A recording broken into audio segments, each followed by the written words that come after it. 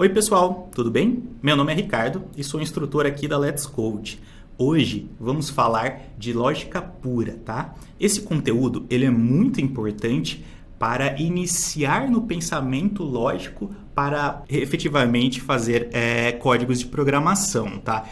O que a gente vai ver são basicamente formas de se estruturar o nosso pensamento, o nosso raciocínio lógico e, a partir dessa forma, nos aproximarmos mais de como uma linguagem de programação e, consequentemente, os computadores entendem, tá? O computador, ele fala de uma linguagem e uma proposta um pouco diferente do que a nossa comunicação verbal. E a lógica pura serve, basicamente, para a gente traduzir e conseguir montar relações que a gente vai falar e explicitá-las para o computador, tá, galera? E tudo isso a gente pode começar falando sobre a lógica, tá? O que é a lógica? A lógica nada mais é do que a maneira como a gente analisa informações com as suas relações e, a partir delas, toma conclusões, tá? Então vamos lá de novo.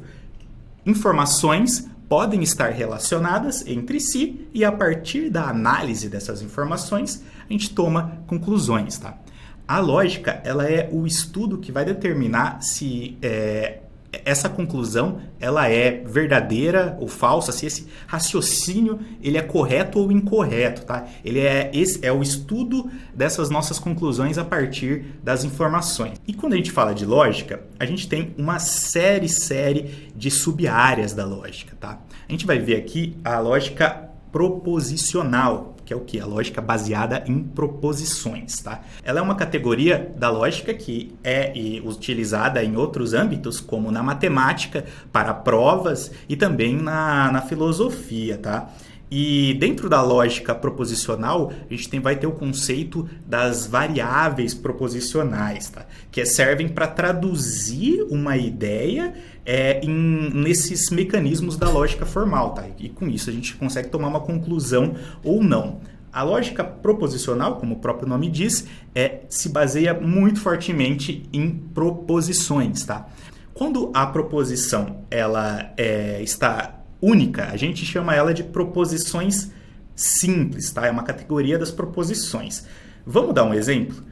Fui para a praia, pode ser considerado uma proposição simples. Passei protetor solar, pode ser considerado também uma proposição simples. Vocês percebem que essas proposições, elas podem ser tanto verdadeiras ou como falsas, mas individualmente, tá? Elas não têm uma ligação entre as duas. Quando a gente entra para a categoria das proposições compostas, aí a gente começa a colocar conectivos entre proposições, tá? Então, supondo os exemplos anteriores das proposições 1, fui para a praia, e a 2, passei protetor solar, podemos utilizar um conectivo entre elas. Fui para a praia e passei protetor solar. Ou fui para a praia ou passei protetor solar. Percebam que nesses casos o que estamos fazendo é pegar uma proposição e fazer uma conexão com uma outra preposição, tá? E do resultado da análise dessas duas proposições, a gente pode ter uma conclusão verdadeira ou uma conclusão falsa. Quando a gente junta uma ou mais preposições através desses conectivos, a gente chega em proposições compostas, tá? E dentro do que a gente fala do estudo da lógica proposicional, além do conceito das proposições, é importante a gente falar de outros dois conceitos muito importantes. O primeiro é a tautologia. Caramba, o que é isso? É uma proposição que ela é sempre verdadeira. Vamos pegar um exemplo? João é pedreiro ou João não é pedreiro. Não tem como essa proposição ser falsa, porque o João é pedreiro ou o João não é pedreiro. Não existe outra opção além disso, tá? Então, tautologia vai se referenciar a uma proposição que ela sempre é verdadeira. E temos também a contradição. A contradição é uma proposição lógica que ela é sempre falsa. Ela sempre vai ter a interpretação como falsa. Um exemplo: os vírus são seres vivos e os vírus não são seres vivos. É uma contradição, porque é impossível essa proposição composta possuir um valor verdadeiro, tá? Vocês estão observando que eu falo proposição com valor verdadeiro, proposição com valor falso. As proposições, elas podem ter valores, né, como assim comentados, e existe uma lógica para o quê? Para conseguir tomar essas conclusões a partir de proposições compostas, tá? E um dos principais mecanismos para que a gente consiga tomar essa conclusão de uma forma mais visual, de uma forma até mais intuitiva do que simplesmente a análise de texto puro, é a tabela verdade. Tá? O que é a tabela verdade, pessoal? A tabela verdade, ela é um dispositivo utilizado no estudo da lógica matemática, tá? Não só no estudo da lógica matemática, mas também como, por exemplo, para a fabricação de circuitos elétricos e utilizado em uma série de outros âmbitos da ciência, tá? Com o uso dessa tabela, a gente consegue determinar se o valor lógico de uma proposição ela é verdadeira ou falsa, tá? Pré-assumindo que uma sentença seja verdadeira ou que ela seja falsa. Vamos ver um exemplo? O que é a tabela verdade, tá? A tabela verdade ela vai ter como colunas as nossas proposições. Então, nesse exemplo que nós estamos vendo aqui, nós temos a coluna P, referente a uma proposição, a coluna Q, referente a uma segunda proposição, tá?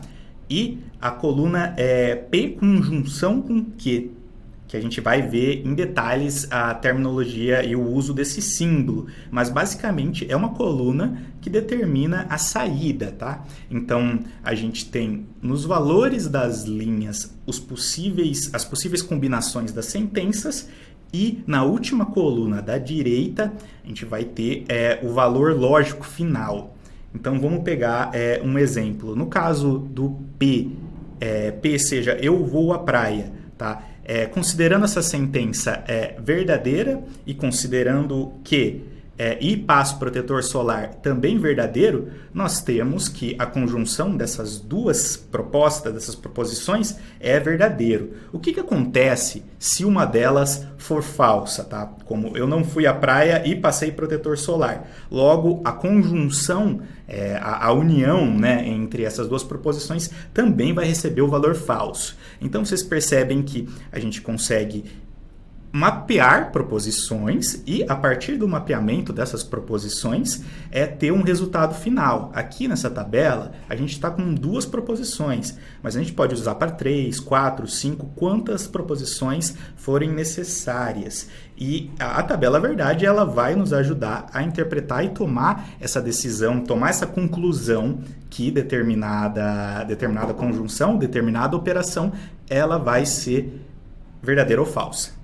Como vocês viram na tabela verdade, a gente tinha um conectivo, né, que ali a gente utilizou a conjunção. A conjunção ela não é o único conectivo, tá? Existem uma série de formas que a gente consegue conectar essas proposições que a gente falou anteriormente. A gente pode citar um dos primeiros dele, que é a negação, tá? Que é o não, ou do inglês o not. Tá? Quando ela tem um efeito em cima da proposição que é o seguinte: quando a proposição for verdadeira, ela vai ter o seu valor negado. Tá? Então, se a proposição for verdadeira, ela vai ter um valor falso. E quando a proposição for falsa, ela vai ter o valor invertido, o valor verdadeiro. Tá? Então, é um conectivo que é aplicado em cima de uma proposição e, a partir disso, ela modifica o resultado da conclusão final. Tá? Esse é o conectivo da negação. Temos também o conectivo, como vimos na tabela verdade, que é o conectivo e, tá? Que é o chamado conjunção, ou nas linguagens de programação o AND, né? O e. E o que ele é? Nada mais é do que quando todas as proposições forem verdadeiras, o resultado final também vai ser verdadeiro. Se uma das proposições não é verdadeira, o resultado final vai ser falso. Um terceiro conectivo que a gente vai ver é o conectivo da disjunção. O que é o conectivo da disjunção? É o ou. E nas linguagens de programação, o or, tá? Do inglês. E esse conectivo ele vai fazer com que o resultado final das nossas proposições seja verdadeiro se uma das proposições tiver o resultado como verdadeiro, tá? Então, basta que uma delas seja verdadeira que o resultado final vai também ser verdadeiro. O próximo conectivo que a gente vai ver é o se, então, que nas linguagens de programação é o if, then, tá? E isso implica que será verdadeiro, né? O resultado final será verdadeiro quando ambas as proposições forem verdadeiras ou falsas. E isso gera um conceito que chama implicação. O que é isso? Que a partir das proposições a gente consegue ter implicações, consegue ter efeitos a partir da análise das sentenças serem verdadeiras ou falsas. Vamos falar um pouquinho mais do que é a implicação e de variáveis dessa implicação? A implicação, por exemplo, ela pode ter uma variação determinada como recíproca. O que é isso? A recíproca ela é obtida trocando a premissa com a conclusão. Vamos ir para um exemplo? Exemplo de uma implicação. Se sei programar, então sei lógica. A recíproca disso é: se sei lógica, então sei programar. Tá? Então a gente está fazendo uma inversão e a partir disso, a partir da análise que as determinadas proposições são verdadeiras, a gente consegue ter a recíproca sendo verdadeira também. Tá? Uma outra implicação que nós podemos fazer é a contrapositiva. Tá? É obtida trocando a premissa com a conclusão. Tá? A premissa ela também é um dos nomes que a gente fala para a proposição. E o valor lógico que a gente estava falando do final é a conclusão, tá? Então, a premissa ela pode ser considerada uma das proposições que a gente estava falando antes. Então, vamos lá. O que é a contrapositiva? A gente troca a premissa, a proposição, com a conclusão e nega ambas, tá? Aplica o conectivo de negação em ambas. Vamos por um exemplo? Implicação. Se sei programar, então sei lógica. A contrapositiva disso é: se não sei lógica, então não sei programar, tá? Então, o que a gente fez aqui? A gente trocou a premissa com a conclusão e negou ambas. E isso ainda manteve o valor da sentença como válido. A próxima variação da implicação é a inversa. E a inversa ela é obtida negando a premissa, negando a proposição e a conclusão. Vamos para um exemplo. Se sei programar, então sei lógica. A inversa seria: se não sei programar, então não sei lógica, tá? E a gente falou sobre todas os conectivos e as proposições, mas temos também um simbologismo para representar, né, esses conectivos, que pode ser um pouquinho diferente das linguagens de programação. Tá? Nas linguagens de programação, a gente vai utilizar as palavras, claro que vai variar de linguagem para linguagem, a gente vai usar or, and, if, then, mas aqui no conceito da lógica formal e da lógica pura, nós vamos utilizar os seguintes símbolos. Para negação, not. Vamos utilizar esse símbolo que lembra um L invertido, tá? E ele é aplicado normalmente antes do valor da proposição. Para a conjunção lógica, que é o e, vamos utilizar esse símbolo que lembra o símbolo de um acento circunflexo. E para a disjunção lógica, a gente vai utilizar o Vzinho, né? Que basicamente são símbolos que a gente vai utilizar entre as proposições para conseguir expressar isso que a gente estava falando antes, tá? Então a gente vai conseguir expressar de uma maneira mais simples a partir desses símbolos. São símbolos utilizados no contexto da lógica formal. Bom, pessoal, hoje vimos os principais conceitos introdutórios de lógica pura. Vimos o conceito de proposição, proposição simples, proposição composta, os conectivos que podemos utilizar para conectar proposições, a tabela verdade, que é a ferramenta para a gente conseguir analisar as conclusões a partir dessas proposições, e também símbolos para representar os nossos conectivos. Valeu, pessoal, até a próxima!